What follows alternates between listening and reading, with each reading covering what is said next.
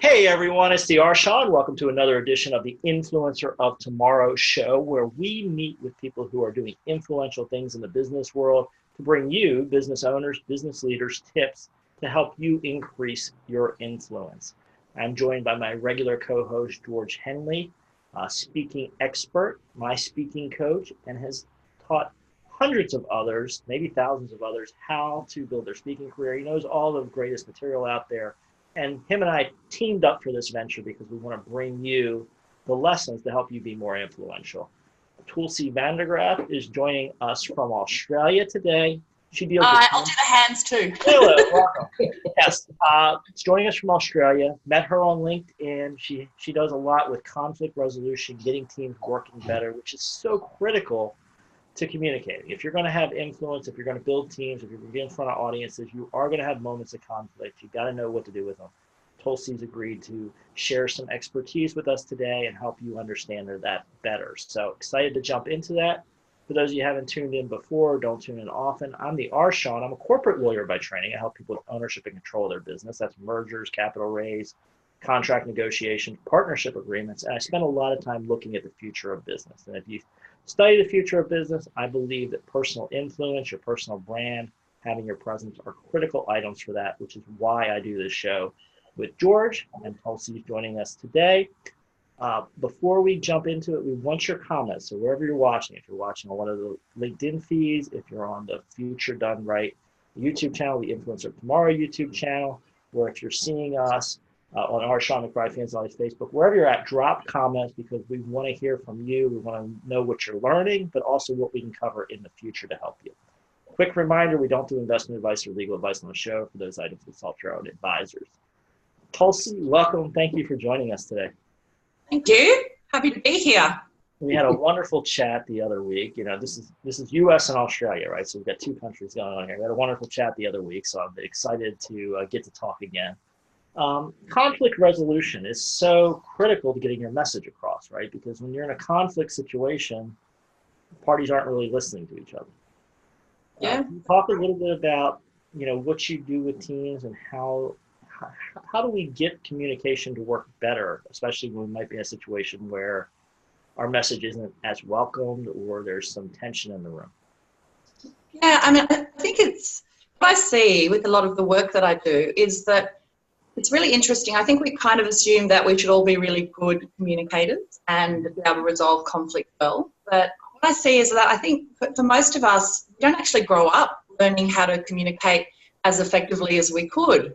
So people get into situations in the workplace and they're doing the best with what they've got, but often it's not really enough. Yeah. So I think even some of the basic communication skills that build a foundation of trust and connection aren't there. So we often see in workplaces where there's a challenged workplace culture and that there's conflict between people aren't actually giving each other appreciation and praise and acknowledgement for what they're doing well. So they don't have that foundation of trust to begin with. Mm-hmm. And then when issues arise and they try and discuss it, it creates a whole new complexity to the relationship. Yeah, George and I talk a lot about trust, right? That is a recurring theme on the show, is getting that communication, getting across, right? That is fundamental to communication. You're talking about using tools to kind of enhance the trust or lay that foundation, right? Because I think sometimes that step gets missed, right? Particularly in working relationships. I think that's right. Yeah. What do you recommend, or what would you do with a client that had a problem, or maybe people had skipped that step, they hadn't built that fundamental trust, communication's not working? What kind of stuff do you do to remediate that or to rebuild that? Yeah, look, I mean, I think there's so many different situations. So, it is in some ways, the case-by-case basis story. But I think in essence, sometimes you've got to start from the beginning. And I think one of the first steps that we look at is having a look at the values and expectations that people have of each other, that teams have, that leaders have, and have they been expressed?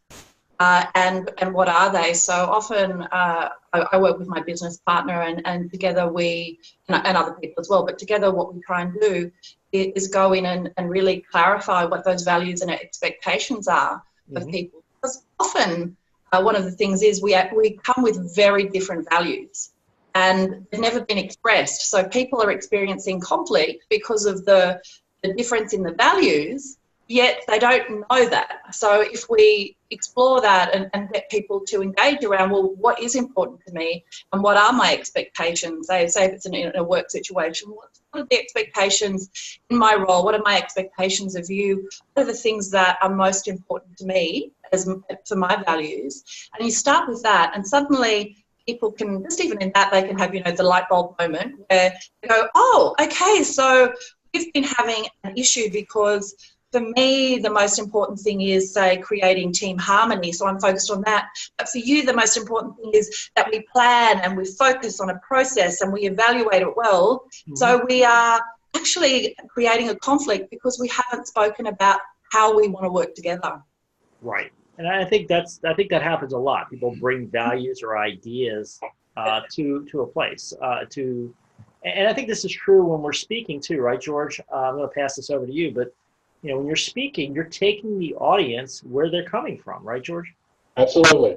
One of the things I want to bring up, Shawn, I know recently you've had some time in investment in the arena of assessments, and I have for over 20 years worked with a variety of assessments. One of the assessments I used years ago was an assessment called Workplace Expectations, and it dovetailed perfectly into another worldwide known and highly respected tool called the DISC personal profile. And DISC helps people recognize there are 4 basic quadrants and different kinds of perspective and behavior. And unless you begin to understand where you sit on the map and where this other person sits on the map, you have no clue as to why there's this constant back and forth. Sometimes it seems like you're getting close, and then one thing comes up, and all of a sudden you're in a very disharmonious kind of conflict or relationship.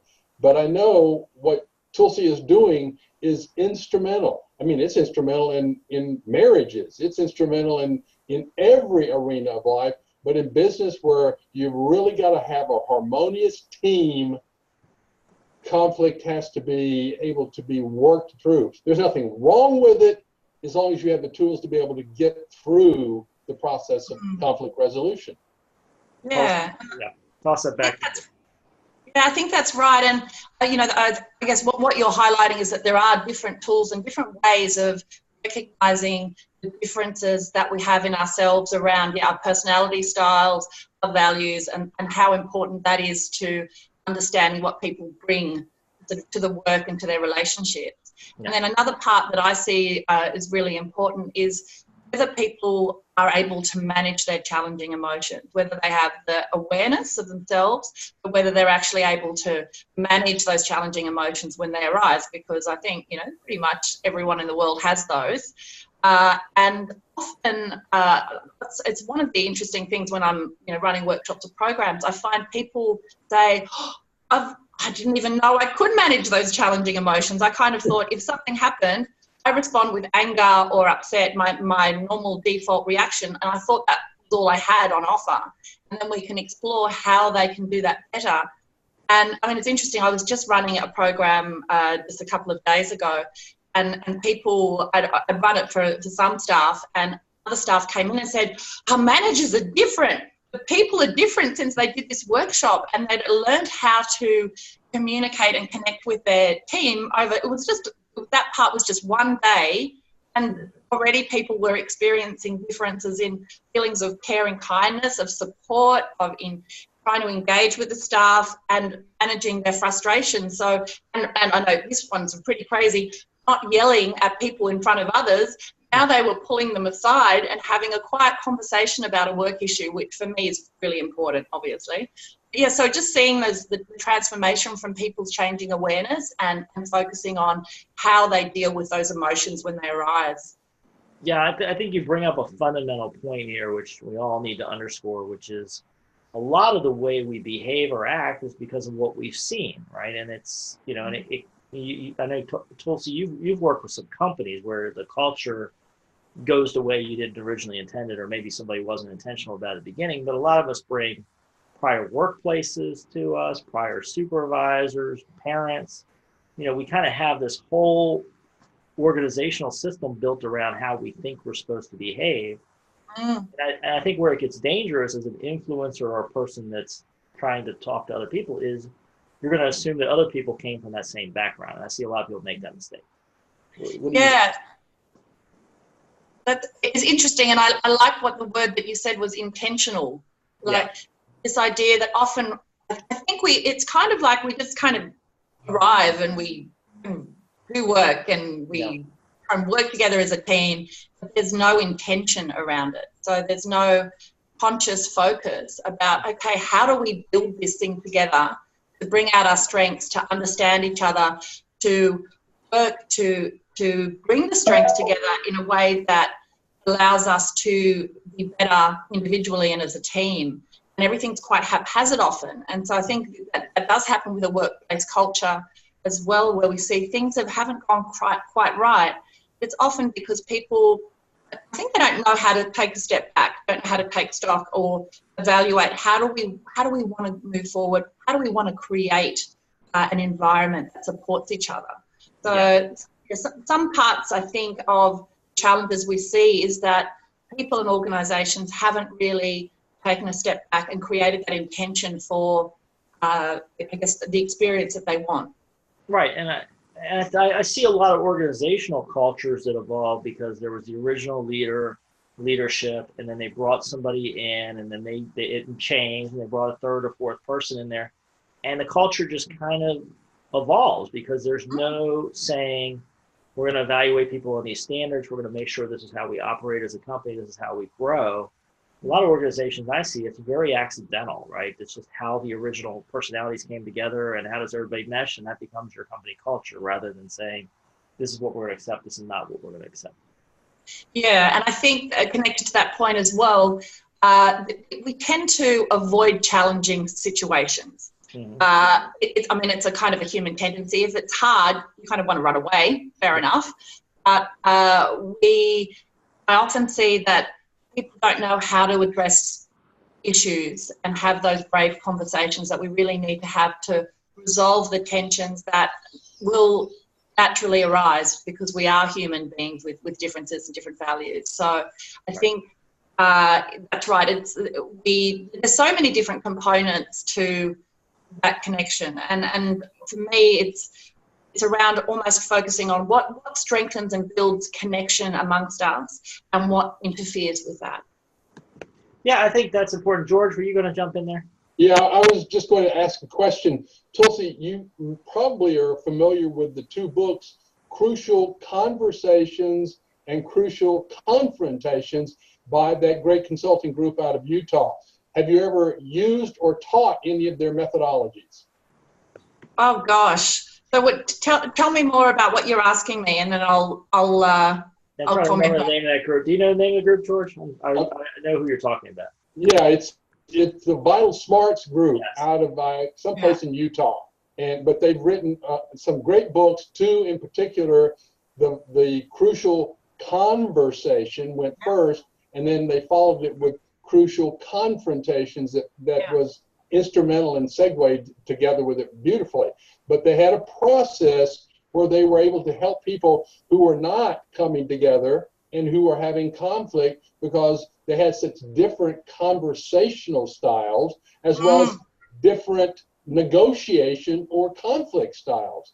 So I was just curious if you had ever used some of their material or if you had your own proprietary stuff that you've been working with.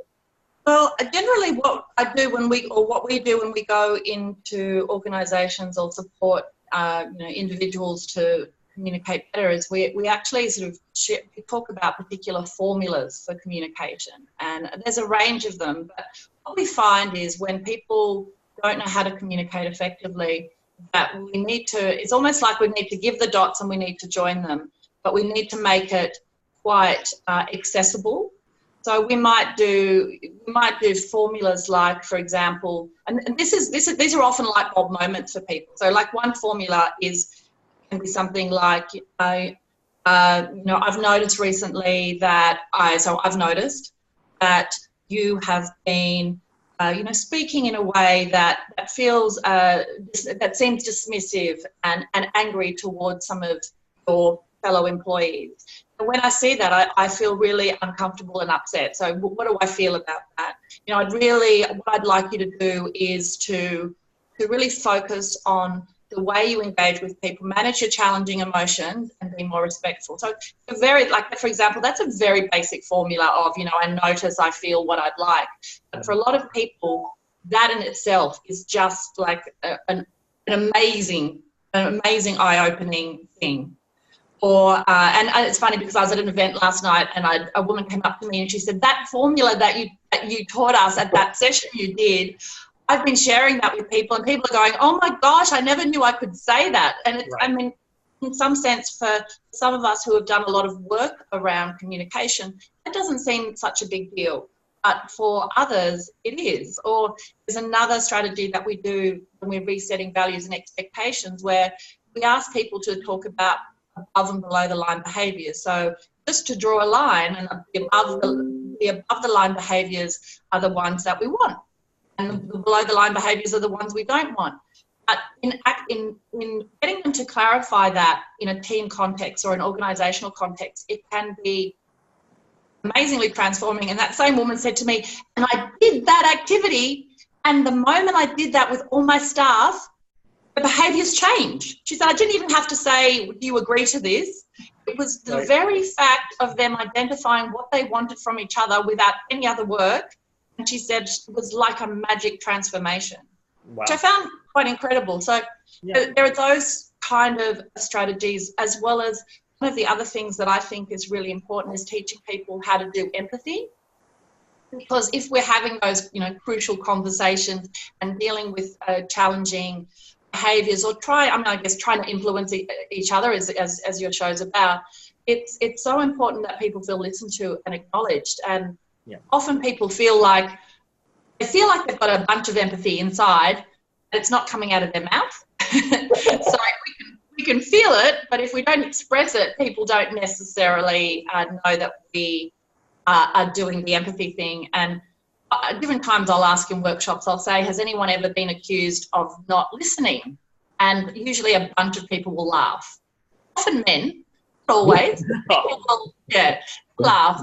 And the essence of it is, from what I can gather from everything I've observed and heard, is that really as human beings, we're often, I don't know if we're enculturated to do it all, but we tend to problem solve. So you tell me you've had a bad day and your boss is giving you a hard time and you've reached up to here, and what you want to say is, well, quit your job, or what you need to do is this, or, give me his address and I'm going to sort him out. But what we really need to say is, hey, we need to, and with the empathy thing, we need to acknowledge, we need to summarise what we understand of the situation and the emotion. So it has to be something like, hey, gosh, I know how hard you've been working, and I know what a strong work ethic you have and how this has been building up, and your boss really doesn't show you that he values you, and I know how much that impacts on you, and I can see you're up to here tonight, and it's just you've reached your limit. And something like that's like, what, a minute? In expressing something with empathy in that way, which is, reasonably advanced for people who don't express empathy, suddenly you go from someone feeling like you're not listening to really feeling understood. And that's one of those other foundations for building trust and connection. And that's for personal marriages, personal life, and work life. I love the tool. I think that's very powerful. I want to zoom in for 1 second on something I think you probably have a little expertise on that would help our audience, which is, as being an influencer, and that's certainly our theme of the show, right? We're helping, the next generation of influencers, people that are influencers that want to get better. You bring some conflict necessarily as being part of an influencer, right? You're bringing a new message that's going to upset some people. Some people don't want the change. Some people disagree with you in your audience or the realm of people that you're working with. Tulsi, what do you do when you come into an organization to consult, and you know full well that some people aren't going to like your message? How do you manage that? Well, I think there are various ways to manage that. For me, the first one is to find out how people really feel, what's happening for them, what kind of frustrations, pain, disappointments are they bringing to the situation themselves. And often I find like one-on-one meetings with people can be some of the most healing and powerful experiences for them. It sometimes amazes me how just that 1 hour spent with staff who are going through change or who feel really let down, it gives such a level of relief. So I think understanding is really, really important. To understand what the issue is for that person or the issues are. And then the next one is, I think, to acknowledge, and I think that empathy part's very important, to acknowledge that those, are understandable feelings and responses. And then for me, it's framing what I'm doing, like, expressing it in a way that it's not about anything that's like punitive, that it's not a punishment. Our involvement is around finding some inspiration, some connection, some way of doing things better, and giving sort of tools and strategies that actually support a happier workplace, support more effective teams, support leaders to be able to support their staff. So for me, I feel really passionately about the work that I do. So I always think it's a really positive thing. Yeah. And I think that it's projecting that kind of focus on it. It's practical, it's to support you, it's to make a difference, and at the same time not dismissing that sometimes change is not great. People, that some things happen in an organisation, and really if you objectively look at it, it's not ideal. It would have been better another way. And it's also working with people to connect to that acceptance part, that we can keep kind of swirling around going, oh, this is terrible, this is terrible, this is terrible, this is terrible. Where does it take us? How does it help? It doesn't. It just causes more anger, passionate feeling and resentment. Sorry about the drilling. The drilling has started again. Oh, it's called Australia. We drill here. It's getting over that, trying to help people embrace that kind of thinking about what they can change and working with that, and accepting what they can't. So they're not busy with things that are just messing with them for no purpose in the end. Right. So there's a lot of empathy and thinking about where your audience is or where the person you're working with is as you deliver your message. I think so. And the other thing is, a lot of people don't get much acknowledgement. Often people feel that if we just pretend it's not there, or we just focus on, well, let's just sort this thing out, that it'll make it go away. But often I find in challenged workplace cultures, the thing is, all people wanted was to know what was happening and to have their concerns acknowledged, like, we know this is really hard and how are you doing, and, I'm here to listen. But it doesn't happen enough. Gotcha. Very good. Well, Tulsi, I know you have some amazing work and you do some consulting. Why don't you tell folks how they can check out your body of work and how they can find you and what you've done? Okay, yeah, the organisation that is ours is Brave People Solutions, and we call it Brave People Solutions because we believe in order to make the change and create those cultures you really want in a workplace, you have to have those brave conversations and you have to be brave. Yep. It's not always easy, but it's really important. So you can basically look us up, Brave People Solutions, and there's a .com.au, funnily enough, in Australia. Yep. And you'll find, look us up, you'll see a few things there that you can click on. Yeah. Fantastic. Well, I really want to thank you for teaching us so much and helping the audience build. I always like to tell my audience, take a moment, pat themselves on the back for doing the hard work and investing in themselves and their future. This is critical stuff, folks. This is going to help step you up to the next level. I want to remind you, drop your comments at Influencer of Tomorrow YouTube channel, subscribe, click the bell, go to influenceroftomorrow.com. You can see our past episodes, you can see our upcoming episodes. You can also get on our email list to get even more information about building your influence. And Tulsi, amazing. Thank you for joining us. Thank you. Yes. Bye. See you. Bye-bye.